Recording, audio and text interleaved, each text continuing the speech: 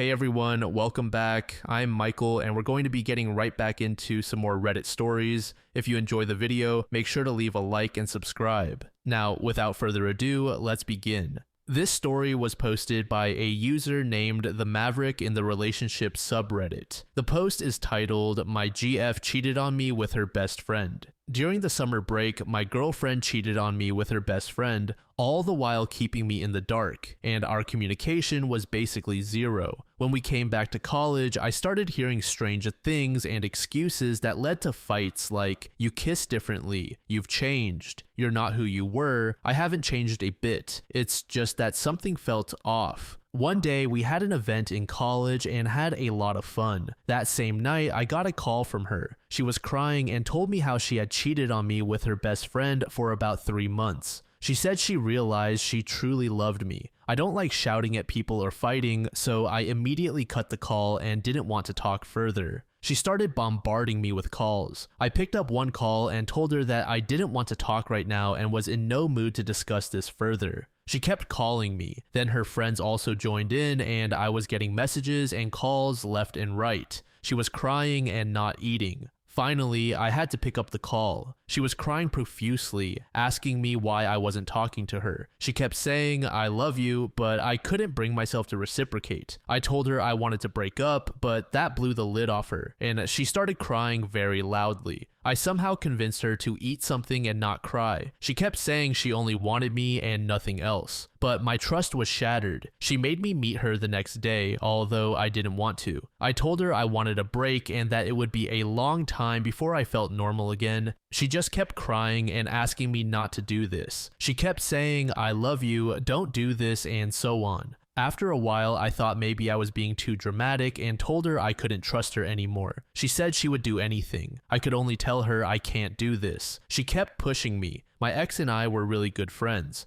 We broke up on mutual terms and would talk once in a while. She had a problem with me talking to my ex and made me block her. Finally, I asked her to choose between me or her best friend. I'm not someone who does things like that. She used to hang out with him and leave me behind, talk to him and not answer my calls at times, but I trusted her fully. She said she wanted to be with me and made a point to show me she blocked him. It was all well and good until about a week later when I saw she was talking to him on Instagram. I was hurt. I had started to trust her again to some degree. I immediately confronted her and she blocked him again, but I wasn't having any of it. She started crying and begging me. After a lot of this, I still agreed to be with her. Now, yesterday, again, I saw this guy's chats. I never checked her phone. She was showing me something on Instagram and confronted her about it immediately. She started telling me how her friend was becoming suicidal and all this. I called the guy directly and talked to him in front of her, telling both of them that I wasn't okay with it and that she would have to choose.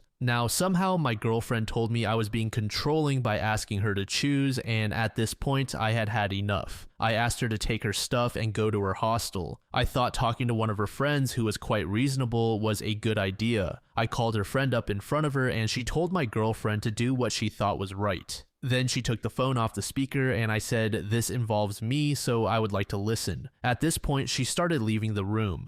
She had already packed her stuff, so in anger, I told her that if she left, just don't come back. At this point, she made up her mind about the breakup and proceeded to take her stuff and walk out the door. It was pretty late at night and I didn't want to let her go in an unsafe situation, so I chased after her and said I'd give her a ride. She refused, but I insisted. Finally, she agreed. At this point, she had told her friends and her best friend that we had broken up. But during the ride, she held on to me and started crying, asking me if we were really doing this. I didn't have an answer. What do I do? A year later, OP gave us an update. A year ago, I posted on this subreddit. I wanted to provide an update and thank my fellow Redditors. I took the advice and broke up, and I realized that the relationship was truly draining me and was the worst thing in my life at the time. Since then, I have met someone who understands me and cares for me. There is no drama. Well, I once ate the last slice of pizza and she got pretty angry, but that is the extent of the drama. We support each other and she makes me a better person all around. Because of my ex, I was not able to focus on my studies, but the breakup, combined with the COVID pandemic, gave me ample time to study. I landed an internship at a large bulge bracket company, and I'm also working on a few personal projects that I truly enjoy. The pandemic also gave me time to realize that I was with the wrong person and that I am loved by many others, my family, friends, and more. I feel truly liberated. Today, I was looking back at how things used to be, and I remembered that this subreddit was the turning point for the change in my life. So thank you, you all are awesome. Because of you, I have gone from nights of crying to days of happiness. Edit 1, some edits based on comments. Edit 2, holy smokes. I did not expect such a reaction. Thanks everyone. Edit 3, such wholesome comments, thank you all. Gonna take out the trash, said, yeah, never ask someone to choose when they have already chosen someone else over you twice. Raw Me Hanzo said, this is why you don't forgive cheaters. They just learn how to hide it better until eventually being caught again. This next post was made in the parenting subreddit by a user named Terminal Tossaway. The post is titled, Dad Asks for Advice on How to Give His Young Daughter Heartbreaking News. I am not looking for sympathy, but for insight on how I can tell my daughter I am going to die. I posted this in a different subreddit and they said to try here. I was diagnosed with a disease that has given me an expiration date. While the doctors have not been able to give me an actual timeline, their best guess is 2 years maximum. I have come to terms with this. I have always known living forever was not possible, and to be honest, a younger version of me would have welcomed it with open arms. But all that changed when my daughter came into the world. I will save the dad rant because every father is supposed to know their daughter is one of the most important things that they will ever have in their lives, and vice versa in my opinion. I love this girl with everything I am, and the last thing I ever want to do is hurt her. Every time I try to say anything to her or my ex, that is what I feel like I am doing. My ex knows something is wrong but is not pushing it because she knows that pushing makes me push back harder. Money will not be an issue after I'm gone for various reasons I do not feel comfortable sharing online, so I know they will never go without. But how do I tell her? How can I tell my little girl that daddy is going away? How the hell am I going to break her heart like that? I do not really know what to expect by posting this. My counselor has not been much help with this part. Any prayers or things like that, I ask that you keep for someone you love, and please, if you have a father, call him and tell him you love him. Edit. I want to say thank you to everyone. I have been responding to everyone the best I can, but have been in the hospital for the last few days. Please tell both your kids and parents how much you love them. Update. Hey folks, I want to thank everyone who commented or messaged me from my original post. I thought you could use an update on what I did. The first 3 months were amazing. I spent every moment with her. She is learning so much so fast. We played, took pictures, and made silly little home movies. We painted and colored for almost a week straight. I spent that time with her making memories so she will remember just as I do. I emailed the address I made for her several times a day. Just stories about me when I was a silly kid, fatherly advice, pictures of us, stuff like that. I recorded myself reading the Harry Potter books. I bought 16 years worth of Christmas and birthday cards and presents. They are all at my bank and will be released to her when the time comes. I bought 3 bottles of wine bottled on her birthday, 1 for her graduation, 1 for her wedding, and 1 for when she has her first child.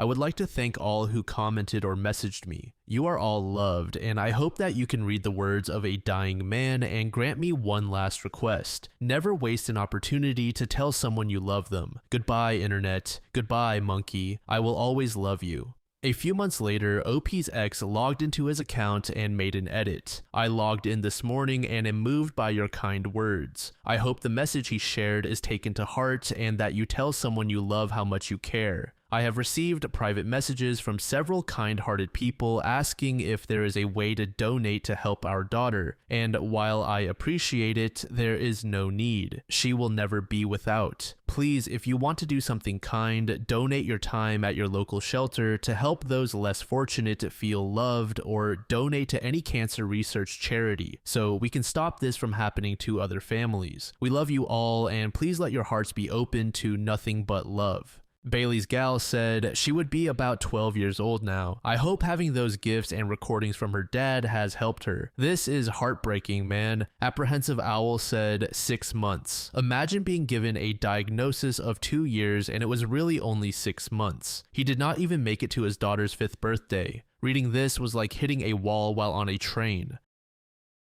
This final post was made about 5 months ago by a deleted user. The post is titled, "My vegan coworker is upset about getting non-vegan gifts 3 years in a row. I work in a small office of 6 people, and since we have all been here for at least 3 years, we are pretty close. We hold a gift exchange where basically everyone buys a gift for everyone else. I understand that is probably a bit much, but it works for us. In 2022, my coworker Marie got everyone a jar of local honey, which I honestly was thrilled with. Unfortunately, she did not realize that our coworker Liz was vegan. We all knew Liz was vegan, but Marie did not realize vegans do not eat honey. It was a shame, but not a big deal. Liz was gracious about it. The next year, Marie got Liz a personalized collar for her dog. Unfortunately, the collar was leather. Again, Marie did not know about this part of being vegan. She apologized profusely and offered to buy Liz another gift, but Liz said it was fine. This past Christmas, Marie got Liz a gift set of fancy popcorn. She actually asked another coworker what a vegan snack was, as she was getting everyone a gift with a snack theme.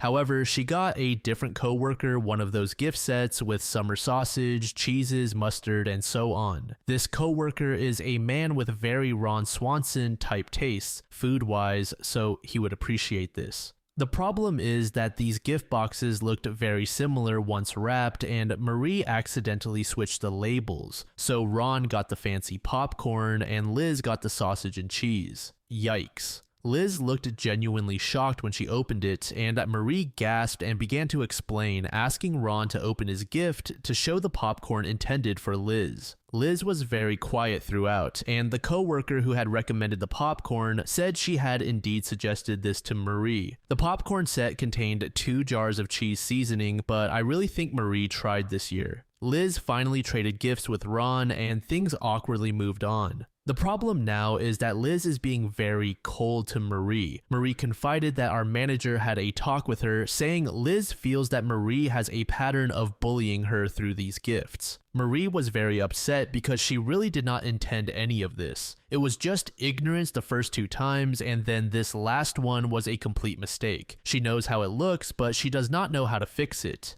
In such a small office, one person openly thinking another is a bad person is very awkward for everyone. I do not know if there is anything Marie can do to mend fences with Liz, but if there is, I would love to suggest it. I feel she has apologized and been backed up by the coworker who suggested the popcorn, and Liz is being a bit unreasonable to hold a grudge. But I would love to hear if you think there is anything Marie can do to fix it. Update. Sorry I missed the post the day it went up. I was busy that day and then, frankly, overwhelmed by the number of comments. But thank you for your reply. You were perfectly right. I wasn't a party to any of it myself, so I couldn't really get involved without causing drama or taking sides. So I didn't. Except to make supportive noises whenever Marie was fretting about the situation to everyone in the office. She really was very upset that Liz would think she was intentionally getting her non-vegan gift.